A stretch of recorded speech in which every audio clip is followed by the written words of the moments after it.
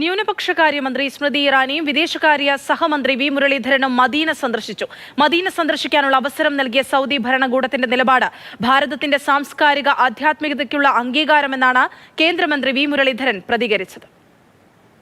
ഹജ്ജ് കരാർ ഒപ്പിടുന്നതിനായുള്ള സൗദി സന്ദർശനത്തിന്റെ രണ്ടാം ദിവസമാണ് കേന്ദ്രമന്ത്രിമാർ മദീനയിലെത്തിയത്.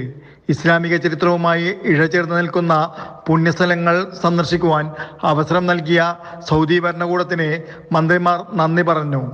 ഭാരതത്തിന്റെ സാംസ്കാരിക ആധ്യാത്മിക സമഭാവനയ്ക്കുള്ള അംഗീകാരമാണിതാണെന്നാണ് കേന്ദ്രമന്ത്രി വി മുരളീധരൻ പറഞ്ഞത്.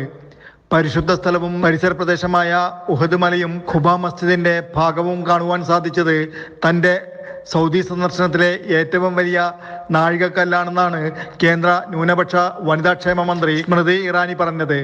മന്ത്രിമാരോടൊപ്പം സൗദി അധികൃതരും ഇന്ത്യൻ അംബാസഡർ, കോൺസുൽ ജനറൽ, ഹജ്ജ് കോൺസുൽ എന്നിവരും ഉണ്ടായിരുന്നു. Jafar Ali, Palakkode, Mathrubhumi news, Jeddah.